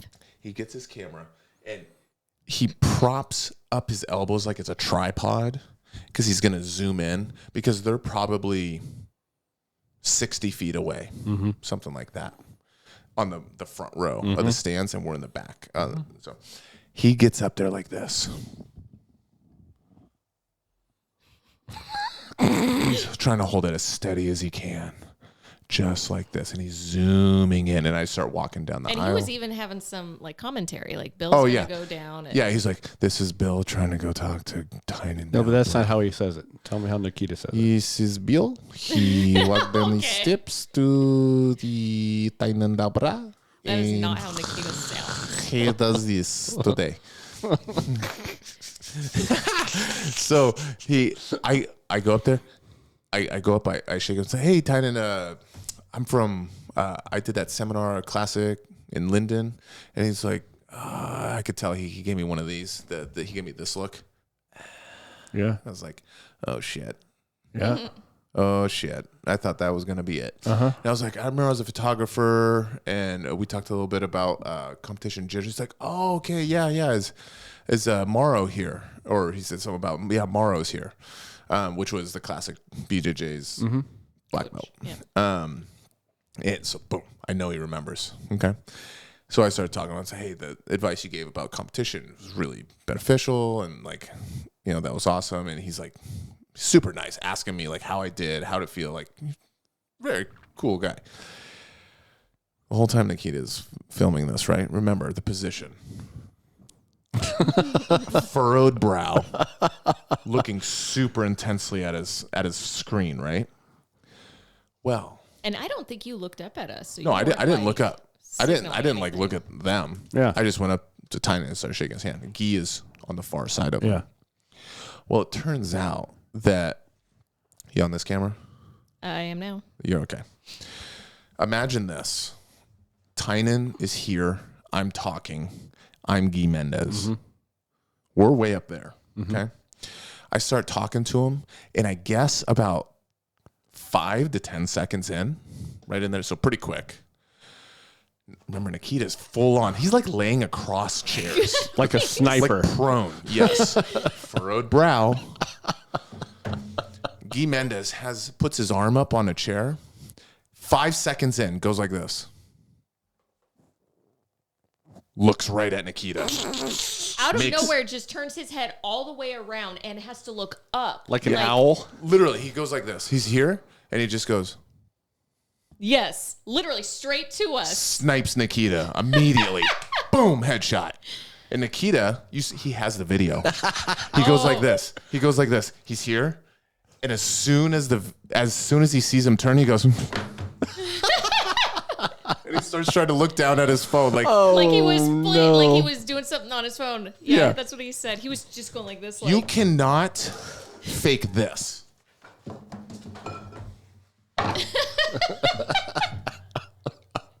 He was doing this with his legs. No, he was. He was kicking his legs.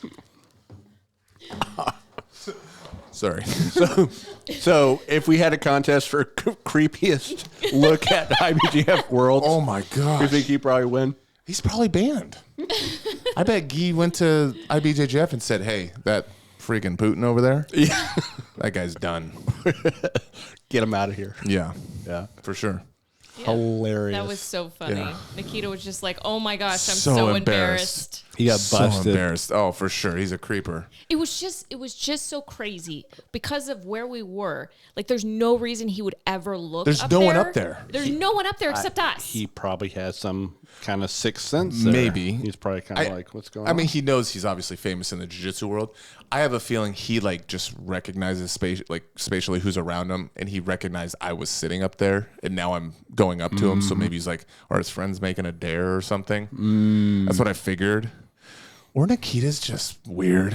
He's like, is that guy still up there? And then he's like sniping him. It was funny. Oh my gosh. I also got mistaken. Oh yeah. Someone was For Right Said Fred? Who the hell is that? Is that like a 1940s cartoon? No, you gotta look it up. I'm too sexy for this shirt. Oh. That guy? Oh, I could take that. Okay. I was wearing a tank top. Whoa. Okay, go ahead. I'm sorry. Fishnet. So we're watching Pato. No, we're watching Gabriel Almeida. Yeah. Against Josh Bacallo, the Kirkland GB guy. That was really cool. Oh, it was against someone else. It doesn't matter. So It was Almeida and then the guy who lost. the open weight class. And we're standing right on the rail. And there's like a big slam. And this guy like turns to me, he's like, man, that seemed like a slam. Like, that was crazy. I was like, yeah, you want to do open weight, huh? Not for me. And he's like, yeah. And I see him go, like, if I'm sitting right here, he goes, he double takes me, like right in my face. And I'm just chilling. And he's like, yeah, man, wait a minute. I was just about to ask you for a photo. And I was like, huh? And he goes, You're like, I get that all the you time. look like Josh Emmett. Are you just, I swear you were Josh Emmett, which is a UFC fighter. Oh, I yeah. guess he's like a top 5. Yeah, definitely. Which Nikita's brought this up to me before and showed me photos. We'll put a photo up on the screen right now so you can see, or you can just Google Josh Emmett. Yeah. This dude looks just like me, or I look like him. You're better looking. Touche. Are you serious? No, I know you look like him, but I was just... Oh, better looking. Yeah. I don't know. Okay. Well, not all of us can look like a catcher's mitt like you. You look like Ty Cobb's catcher's mitt. With some metal shit in it. Yeah. I know what are you going to do, dude. So that was kind of funny. And so we were wondering, like, I wonder if there's other people that like tagged Josh Emmett or something as I'm walking around. Probably. Kind of funny. Would be even funnier if you started taking photos of people. Yeah, and I did. If I was slicker, a little more witty, I would have been like, no, yeah, man, you want a photo? That's all good. Then all of a sudden, the guy's like, hashtag Josh Emmett on Instagram. That guy's like, dude. That guy doesn't even have tattoos, bro. Yeah, I know. Or something like that. I'm just an imposter. Well, you know. Next time I'll wear at ADCC, I'll wear a UFC t-shirt or You something. should. You don't. Walk around. Yeah. That'd be hilarious. Yeah, it was good. So there's a bunch of stories that came out of it, but one, Nikita's a dirtbag. Two, or not a dirtbag, he's just a creeper. Remember when we ordered 4 bananas? We ordered 4 bananas and got 4 reams. So we had 14 4 bunches bananas. of bananas. It was crazy. Uber Eats kind of gets crazy. Yeah. That was pretty fun. Well, Thank you everyone for the support. of course, man. Made me cry. Well, it was great. And, you know, now we get to go in a couple weeks. We're going to watch ADCC. Going back. Which is going to be super cool. We can go out, spectators. That's going to be awesome. I'm really looking forward to that. Yeah, we saw the Thomas and Mack Arena, which the ADCC is going to be held at, and it's freaking so cool. And we'll probably do some on-site footage for the podcast. Yeah, we'll figure something out to do. Like maybe we vlog again. If Is it's Nikita been, coming? Oh, yeah. So maybe we can should allow You know it. what we could do? Sitting in a different section. We could put him up there though, and have him start being really creepy to. Yeah. And then we could video people coming up and confronting him. Yeah, he's so good at it. He even at Fogo de Chao, you know how we've talked about bluebells like screaming when they win? This guy, he eats a couple pieces of meat, and I turn my thing to him like I was poloing someone, and he goes, "Porrada!" Oh, my Or no, he goes, "Porra, porra!" I like rips his shirt open Oh no. in the middle of the restaurant. Oh no. What do you do? Leave it to No, the he blue didn't. belt. No, Yeah. he didn't. He kind of did. Well, he did yell "Pohada" to my mom. Yeah, to her mom. Marco. Oh, here or we to go. maybe your mom. Put his chest out there. It was weird. Amazing. Yeah. So that's kind of that. Well- Look out for a vlog if you're interested to just kind of see. I'm Yeah. going to try to cut it down so it's not too long. But No, man, I'm really interested in seeing that. Thanks for sharing all that. yeah, I think it's valuable to hear the kind of the process and Sure. the whole 9 yards. And of course, we're all proud of you. So, yeah, Yeah, enough of that. So Yeah. no, I'm joking. We're gonna kind of wrap up, and you said you had like just a comment. We appreciate you guys commenting on the podcast, by the way. Yeah, we had someone mention that they have started training 6 months ago. Yeah, And they already got some a case of like staph, and they were or of MRSA specifically. Yeah. And they were looking for information on it, and our podcast came up that we did on MRSA and staph, and they found it extremely beneficial. And it's when people make comments on and let us know, that's huge for us, because it lets us know where to go, like where to talk, what to talk about more. Yeah. But it helps a ton. well, that's why we're doing this, for the community. And again, it's not just for jiu-jitsu specific stuff, but family members, and help your health off the mat too. Yeah. Shout out to Isaiah Lloyd. So cool. Thanks for the letting comment. us know. Yeah, appreciate it. And then shout out to Sabrina for being a troll. Oh my gosh. The biggest troll. Yeah, but she's so small. She's kind of like a hobbit-sized troll, Box troll. a box troll. Look Come at you. on, Dude. look at the big brain on Bill. Right there, man. That's awesome. Mm-hmm. I think we're gonna plan on doing an episode with Carrie and I on gut health. Sweet. And how that kind of translates into a little bit on performance, but also just for your general well-being. Mm-hmm. I thought you were going to say genitals. Genital, no. You're What? just thinking about your small sack over there. I was. It's shrinking. Carrie said that Bill's thinking about a small sack that she gave him. Yeah, man, I'm sorry about that, but do Oh, better that's next good. time. I'll eat that on the way home. Do better next time. I will. You'll get a bouquet. I'm starting now. That's why I trained today. I was like, you know what? Brown belt, Master 3. Yeah, because you will be Master 3. Yep. 2023. Yep. Your boy's coming after that gold. I like it. And you're going to be there. Yeah, You're going to be there. of course we will. Andrew's going to compete. You're putting this all out there. Oh, yeah. Mo's going to compete. Yep, I like it. We're going to take Casey, We want to try to have a big crew next time. Alan. Yeah, well, what we'll do is we'll just plan it like we did for ADCC Exactly. this year. Yeah, I think that's a great I plan. think Bill's talking about people competing over No, but in general, we'll get a crew down. Wait till you see the vlog. You'll see some, let's just say you got brought up a couple times. Oh, Bill. Yes, I remember this. Well, I can't wait, and I think we'll. there. Anything to do with the bananas? Because I don't think you want to know. No, there's some competitors It's worse. that he was saying that he felt like Chris. You guys you're such a piece of shit. After all these things, all the compliments and the support I gave you, but I expect that. People from you. forget quickly. And we'll discuss my new cult here Yeah. apparently next time. We can do that, and we're gonna have a run of patches for people. And, I've already ordered some, so we'll talk about that next time. We'll just tease it. Okay.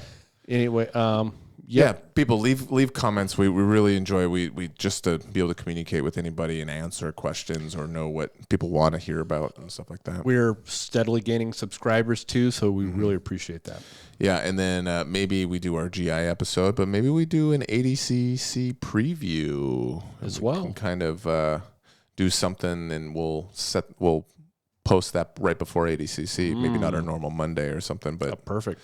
I like it. we can do that. So That'd be great. I'd love to talk about that. hit that music, Liv, and we'll talk to you guys soon. Yep. grapplingwithpodcast@gmail.com, Instagram, all that good stuff. Yep. Holla. See ya.